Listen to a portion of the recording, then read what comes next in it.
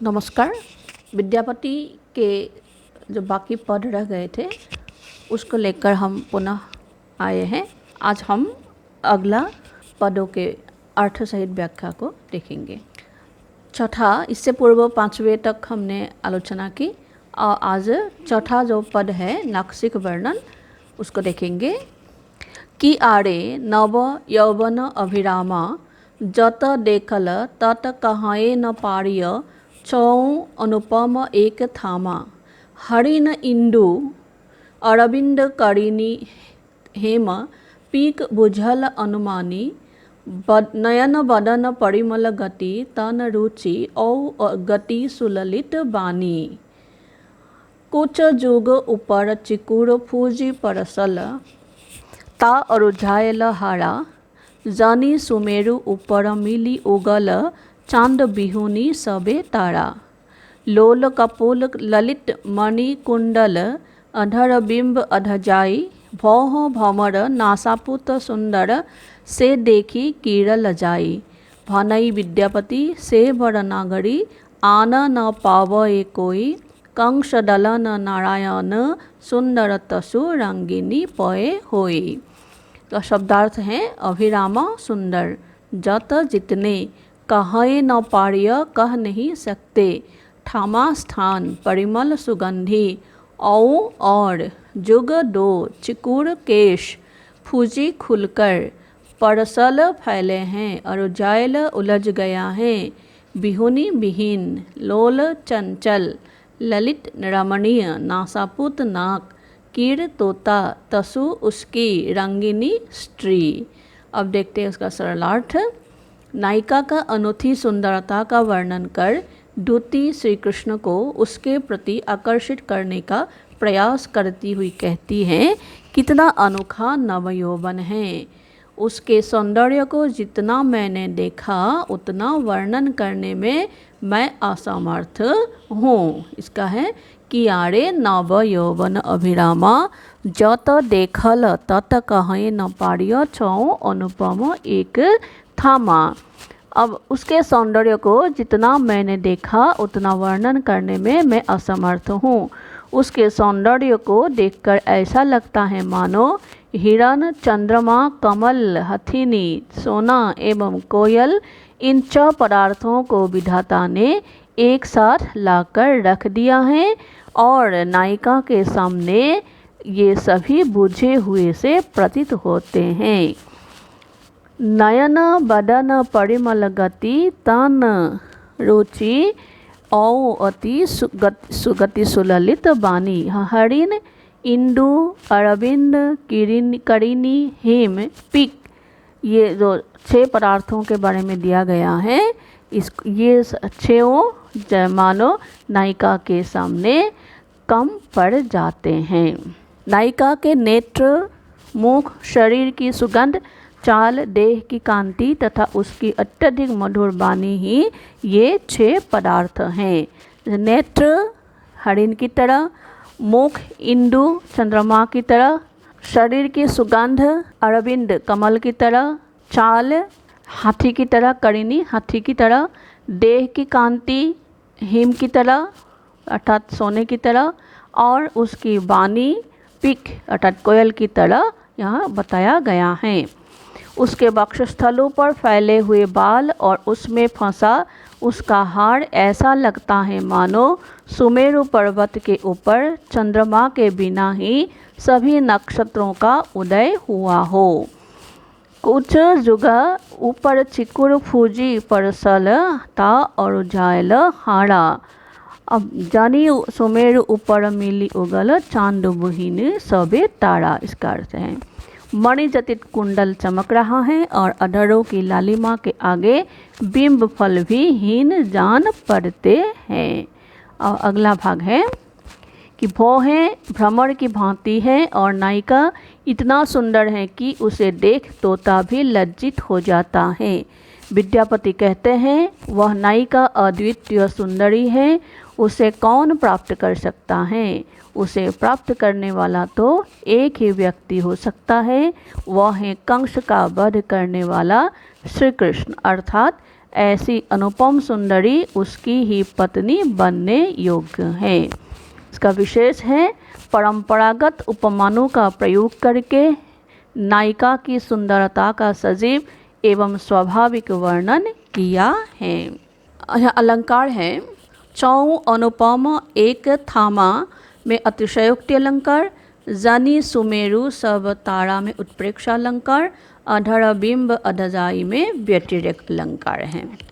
अब दूसरा है माधव की कहब सुंदरी रूपे, जतेक कतेक जतन बिही आनी समारल देखल नयन स्वरूपे, पल्लव राज चरण जुग शोभित गति गजराज कभाने, कनक कदली पर सिंह समारल तापर मेरु समाने, मेरु ऊपर दुई कमल फुलायल नाल बिना रुचिपाई, मणिमय हार धार वह सुरसरी तौ नहीं कमल सुखाए।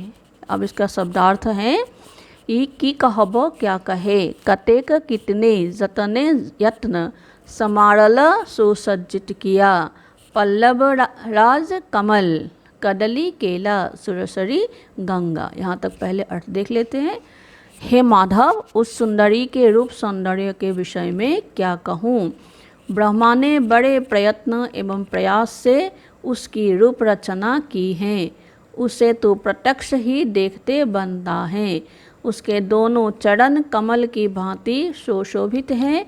उसकी चाल गजराज की चाल का भी मान भंग करने वाली है। और उस पल्लव राज चरण जुग, पल्लव राज अर्थात कमल के साथ उसके चरणों की तुलना की है और उसकी गति गजराज के साथ तुलना की है। अब दूसरा है मेरु ऊपर दुई कमल फुलैल। इसका अर्थ है एक स्वर्ण कदली वृक्ष पर, कदली अर्थात केला का वृक्ष, सिंह सजाया गया है जिसके ऊपर सुमेरु गिरी शोभित है। इस सुमेरु गिरी पर दो कमल खिले हैं जो नाल विहीन होकर भी शोभा पा रहे हैं। अभिप्राय यह है कि स्वर्ण के कदली वृक्ष के समान नायिका की पुष्ट और चिकनी जंघाएं हैं। जंघाओं के ऊपर सिंह की सी दो क्षीण एवं पतली कमर हैं। उसके ऊपर सुमेरुगिरी के समान भारी वक्षस्थल हैं। उसके वक्ष युगल इस प्रकार सुशोभित हो रहे हैं मानो बिना नाल के दो कमल खिले हों। उनके ऊपर पड़ा हुआ मणि जटित हार गंगा की धारा के समान है, इसलिए गंगा जल से अभिसिंचित हो जाने के कारण कमल सूखते नहीं हैं। इसका दूसरा पार्ट है अधर बिंब सन दसन दाड़िम बीजू, रवि शशि उगधि कपासे, राहु दूर शशि बसी नियरो न आवथी, ते नहीं करथी गड़ासे। सारंग नयन बयन पूनी सारंग, सारंग तसु समाधाने, सारंग ऊपर उगल 10 सारंग केली करथी मधु पाने।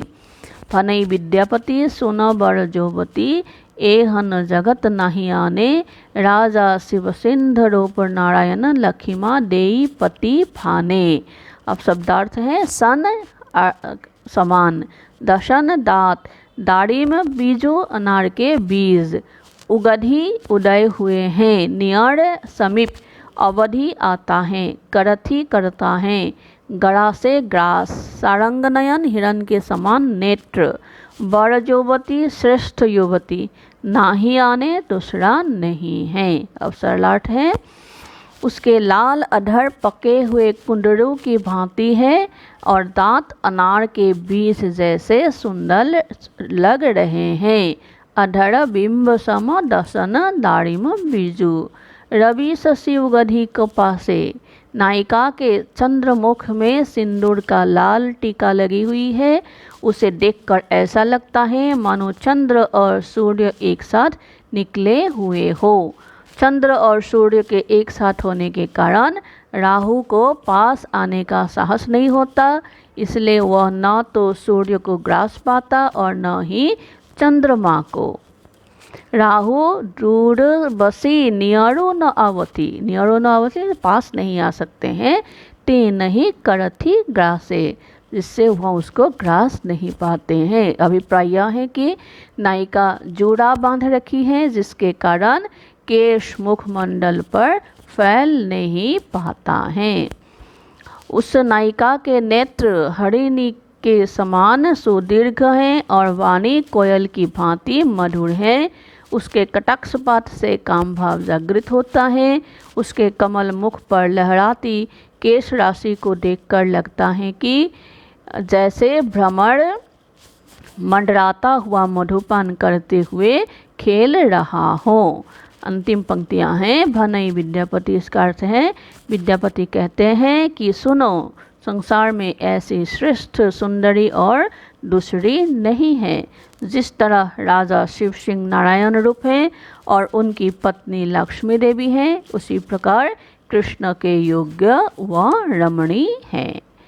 फिर इसका विशेष है राधा के विशेष शरीरावयवों के हेतु उपमान प्राकृतिक क्षेत्र से ही पारंपरिक रूप में ग्रहण किए गए हैं।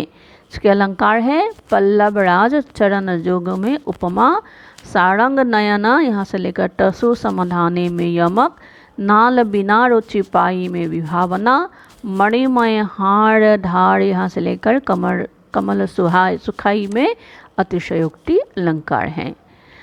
अब उसका अगला पद है सुधामुखी के बीही निरमली बाला, अपरूप रूप मनुभव मंगल त्रिभुवन विजयी माला, सुंदर बदन चारु लोचन जुग, काजर रंजित भेला, कनक कमल माझे काल भुजंगिनी, श्रीयुत खंजन खेला, नाभि विवर सए लोभ लोम लतावली, भुजंगी निशास पियासा, नासा खगपति संचु, भरम भाए कूच गिरी संधि निवासा, तीन बान मदन तेजल तीन भुवने, अवधि रहल दुई बाने, विधि बर दारुण बधय रसिक जन, सोपल तोहर नयाने। पहले यहाँ तक का अर्थ देखते हैं।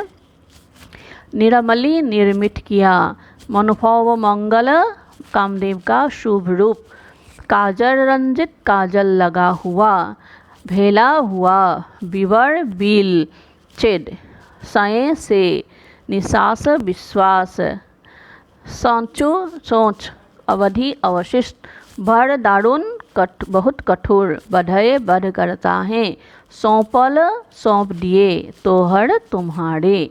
अब सरलाठ देखते हैं। सुधामुखी के भी ही निरमली बाला, किस विधाता ने इस बाला की रचना की है। नायिका का यह विशिष्ट स्वरूप कामदेव की कल्याण कामना करने वाली त्रिभुवन विजयिनी माला के समान है। उसके सुंदर मुख में काजल रंजित नेत्रों को स्थित देखकर ऐसा लगता है मानो स्वर्ण कमल पर काल सर्पिनी क्रीड़ा कर रही हो अथवा दो खंजन खेला कर रहे हो।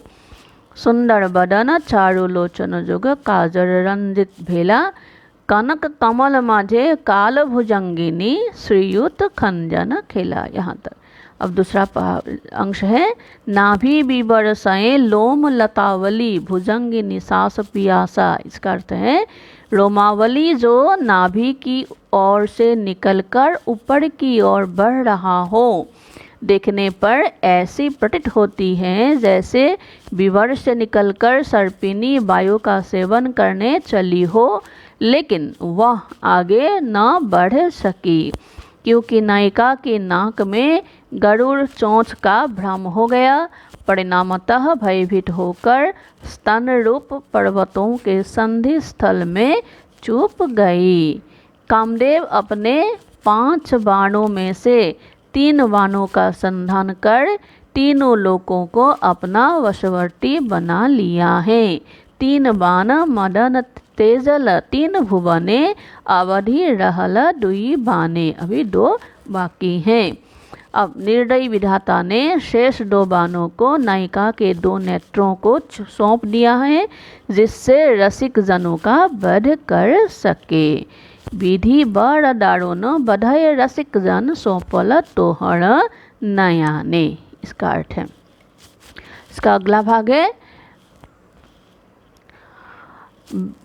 भनई विद्यापति सुन बर जोवती ई रस केऊ पए जाने।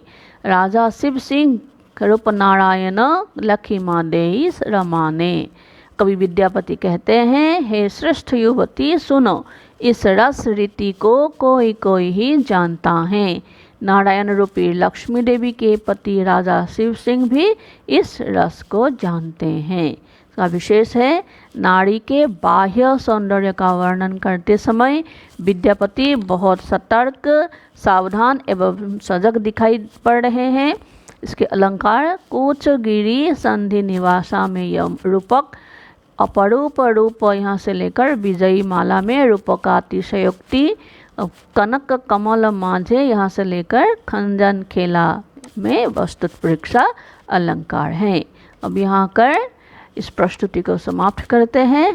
धन्यवाद, थैंक यू। आशा है आपने मेरे विद्यापति के ऊपर दोनों वीडियो को देख लिया होगा। धन्यवाद।